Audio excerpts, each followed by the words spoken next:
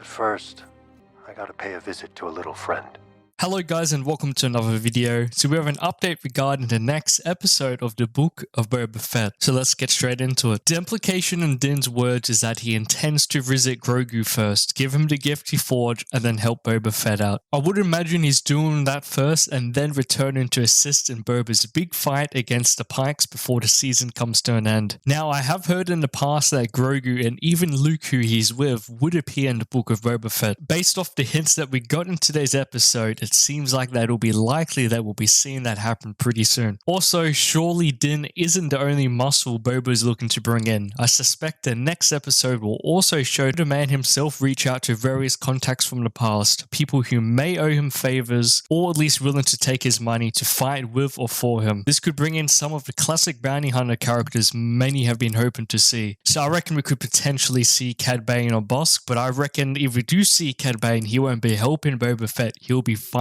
against Boba Fett. Anyway, regardless of how it goes down, the die seems to have been cast for the story we've been heading towards. As he told the crime families during his little feast, he intends to drive the Pikes off Tatooine and consolidate his own claim to power. Everything left for these next two episodes is likely leading to that showdown, but could still include some fun surprises. So we know at the end of episode 5, the Mandalorian says, but first I gotta pay a visit to a little friend. Obviously this is referring to Grogu, so if something doesn't happen in the next episode that keeps the Mandalorian on planet, we're definitely going to see him visit Grogu in the next episode. Now, as we know, Luke Skywalker was the one who took Grogu, so if we're seeing Grogu, that means we're seeing Luke Skywalker. Now, we know in episode 5, the Mandalorian was struggling to use the Darksaber. He hasn't exactly connected with the blade yet, and his skills in using the blade could be honed a lot better. So there's been some speculation going around that if we do see Luke Skywalker next episode, he may potentially help Din Djarin in learning how to connect to the blade and become better at using it. Now that would make for a pretty cool scene. Now we do know in the Mandalorian's new ship, the Naboo Starfighter, now because there's no astromech droid in this ship, that spot where it usually sits would be a perfect spot for Grogu to sit in. So I reckon this is a bit of foreshadowing for Grogu to sit in this spot. And also the gift that is meant for Grogu. And you're probably wondering what was the gift that the Armorer forged through Grogu? Well, it seems like the series wants to keep that a secret for the time being. So when the Armorer asks Mando what she should forge for the Foundling, no answer is given. Instead, the camera focuses on her melting down the Beskar and forging tiny metal rings which could be for chainmail. If so, this would be interesting since chainmail is something that has rarely been seen in the Star Wars universe. The Armorer is then shown tying up her creation in a red and white cloth that is small enough to fit Amando's hand. While exactly what she forged is most likely going to be revealed in the next episode, chainmail does make a lot of sense considering the wound Mando suffered when fighting with the Darksaber. Perhaps he wants to make sure Grogu is protected from similar wounds during his training. Now, for the brief amount of footage we saw of the gift being crafted, it does look like it could actually be chainmail, so my money is also on chainmail armor. I reckon they're going to just give Grogu some armor, some extra protection, and this will come in handy if he does indeed end up being back by the side of the Mandalorian. Honestly, the possibilities for the next episode are endless. Also, the next episode is co-written by Dave Filoni, and I believe, correct me if I'm wrong, he's actually directing this episode as well. So having Luke Skywalker being back in this episode and potentially cameos of other characters like Cad Bane would make for a perfect episode for Dave Filoni to write and also direct. Also, we know that the Mandalorian has a gift for Grogu, so potentially in the next episode he'll have a chance to give this gift to him. Now, this episode actually featured many Easter eggs, but one of my favorite ones was probably when the Mandalorian touched down on Tatooine to get himself a new ship, which ends up being an N1 Starfighter, which we saw these previously in The Phantom Menace. Now, when the Mandalorian took out the Starfighter on a joyride, little did fans know that they were about to be taken down a trip down memory lane. As Mando started to fly away from Mos Espa, the rocky landscape he flew through likely started to look familiar. That would be because it was the same area where the pod racing event took place in Star Wars The Phantom Menace. Now, And attention to detail in this scene was actually extremely impressive. It looks basically exactly the same as it did in The Phantom Menace, so that was a really impressive job by the artists in the Book of Boba Fett. Another great Easter egg that I loved about this episode was the BD droid. Now, this style of droid was first seen in Star Wars Jedi Fallen Order, where he serves as your trusty companion throughout the story. So seeing this droid finally make a live-action debut was just awesome to see, and this just makes me wonder, will we actually see Cal Kestis show up in the Book of Boba Fett, or even in another upcoming Star Wars live-action show, such as The Mandalorian Season 3? It would be pretty cool to see, and I think the character himself would be around 40 years old at this time, so definitely a great time for him to pop up. There was also some cool other Easter eggs. So the scene where Mando is stopped by two X-Wing pilots, you may have thought Carson's new partner, Lieutenant Reed, looked familiar. That's because he's played by Max Lloyd-Jones, who was a body double for Luke Skywalker in the Mandalorian season finale. So it was nice to actually see his actual face this time around. Also, another Easter egg was the word wizard. So upon Mando completing his test flight of the N1 Naboo starfighter, Din says it was wizard. This is an obvious callback to the phrase which was first introduced in The Phantom Menace. I guess the next Easter egg is a bit of a callback to the Star Wars Rebels series. So the training sequence with the Mandalorian using Darksaber is very reminiscent of when Sabine Wren first used it in Star Wars Rebels. So in this scene, Sabine Wren was actually struggling to use the Darksaber a lot as well. Believe she found the weapon heavy as well. It wasn't until Kanan